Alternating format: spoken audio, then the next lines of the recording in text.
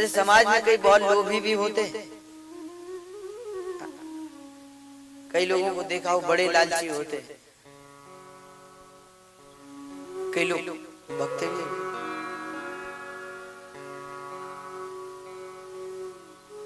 एक छोटी सी कथा है। कहते हैं व्यक्ति था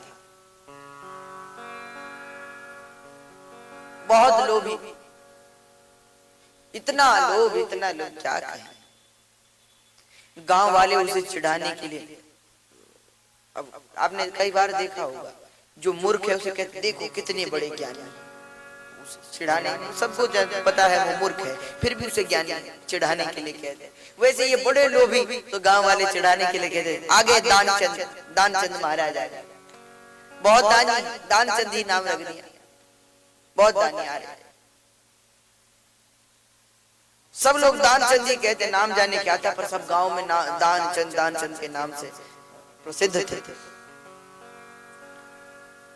एक दिन पत्नी ने कहा कि बोले आज बहुत अच्छा दिन है, गंगा में स्नान कराओ, डुबकी लगाओ। दानचंद बोला नहीं, घर पर गंगा, मन ठीक हो, घर पर ही गंगा, एक बाल्टी और नहा लेंगे, कौन जाए।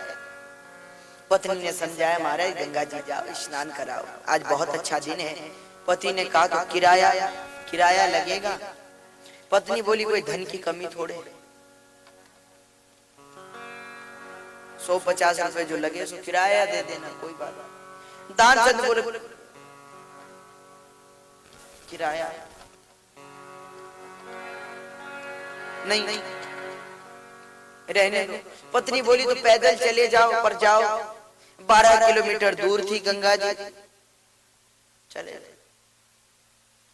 पत्नी की बात सुनकर बोले हाँ ये ठीक है, पैदल चलते। तो किराया देने के डर से पैदल चला घर से। अच्छा थका हारा 12 किलोमीटर चलकर गंगा जी पहुंचा। घाट पर आया तो देखा सब, घाट पर तो पंडा लोग बैठे होते हैं, सब बैठे। दानचंद ने सोचा यहाँ नहाएंगे तो पंडा लोग कहेंगे कुछ दान दो, तो हम क्या दें, हम तो दान देंगे नहीं, तो क्या करें। बोले यहाँ रहने दो, चलो मुर्दा घाट वहां नहाते। तो मुर्दा घाट आ गया, यहाँ भी तो गंगा है। अच्छा उसने चारों तरफ देखा, कोई है तो नहीं, कोई नहीं, वस्त्र उतारे नहाने लगा। अच्छा कथा बड़ी सुंदर, भगवान को इसे देखकर हंसी आ गई, कितना गजब का आदमी है, शमशान घाट पर नहा रहा है, मुर्दा घाट।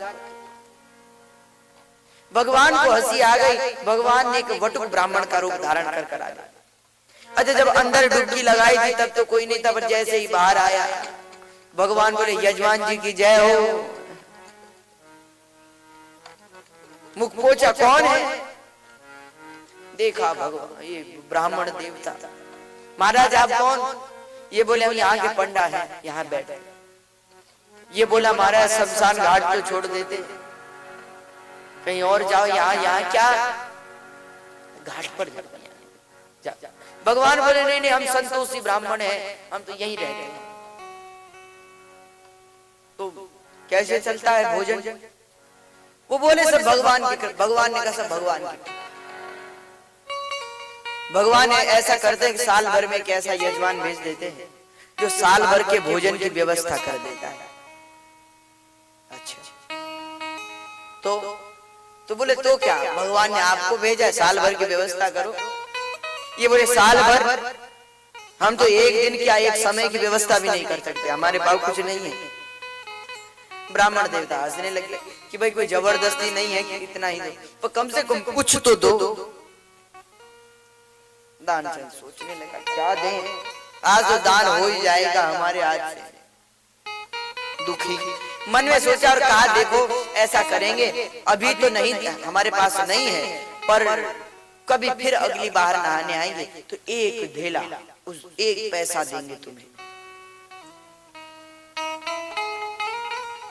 ब्राह्मण बोले तो दो। अब बोले अभी नहीं, जब अगली बार आएंगे तब देंगे, अभी नहीं, अभी हमारे पास नहीं। हाँ तो संकल्प करो, संकल्प करा लिया। अच्छा दानचंद ने सोचा जान तो बची, चल पड़े घर वापस।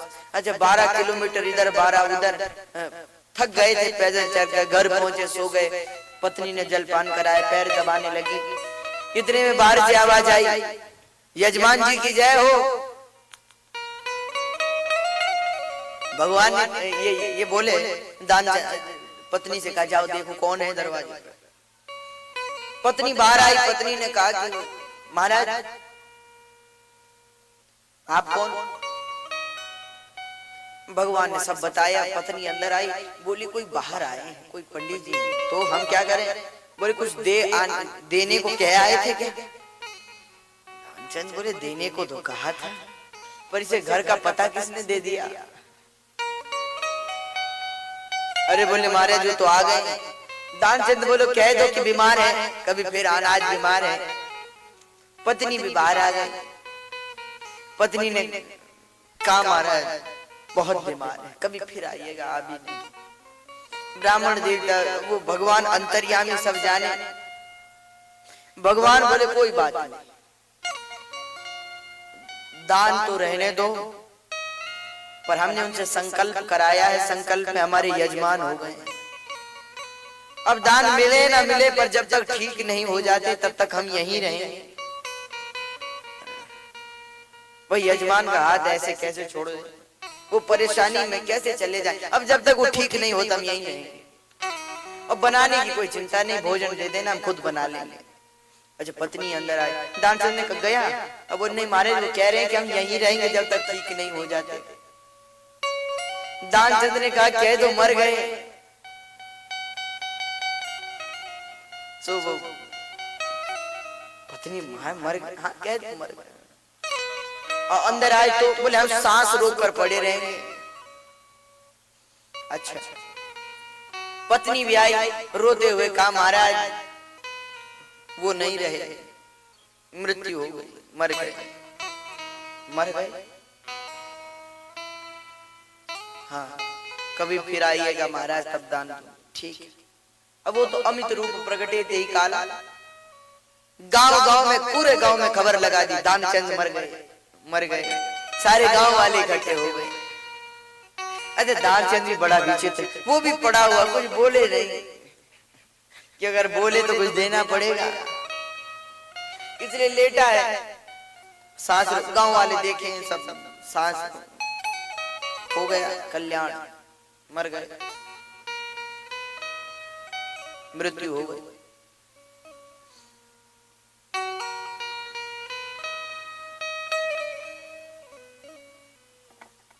घर वाले रोने लगे, गांव वाले रोने लगे। अच्छा आदमी था, मर गया। फिर भी कुछ ना बोले। उसे अर्थी पे लिटाया, फिर भी कुछ ना बोले, चुप। अर्थी पे ले जाने लगे। अब पत्नी सच में रोए कि महाराज ये मरे नहीं हैं।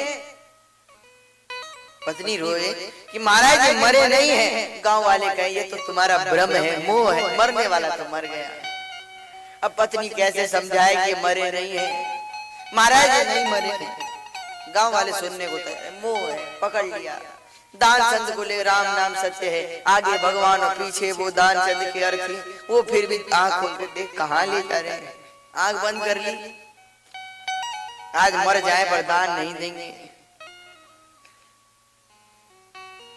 शमशान घाट पहुंचे, चिता तैयार हुई, लिटाया दानचंद को। आग लगाने को तैयार हुए। भगवान ने कहा हमसे सब हार जाते हैं, इससे हम हार गए। तो सबसे कहा कि हम इसके कान में एक मंत्र बोले, क्या पता जीवित हो जाए। हमारे पास एक ऐसा भगवान ने धीरे से कान में कहा, आया हूं वैकुंठ से तुम हित नाता जोड़। वैकुंठ से आया हूँ तुमसे नाता जोड़ने के लिए। सब हमसे रिश्ता जोड़ते, सब हमसे कहते तुमेव माता से पिता तुमेव, हम तुमसे कह रहे तुमेव माता से पिता तुमेव, हम तुमसे रिश्ता जोड़ रहे। दानचंद ने सोचा ये तो भगवान है। आंख खोलकर देखा, ये वही ब्राह्मण, तो आंख बंद कर ली।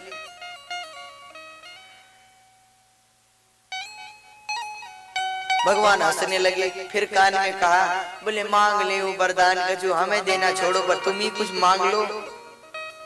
दानचंद बोला ढेला दीजो छोड़। भगवान ने कहा आया हूँ वैकुंठ से तुम हित नाता जोड़, मांग ले वो वरदान को जो। दानचंद बोला दे ला जी दो छोड़, हमें कुछ नहीं चाहिए, पर जो देने को कहा था उसे मत मांगना बस। तो कुछ ऐसे भक्त हैं जिनके सामने भगवान भी हार मान लेते, ऐसे भी भक्त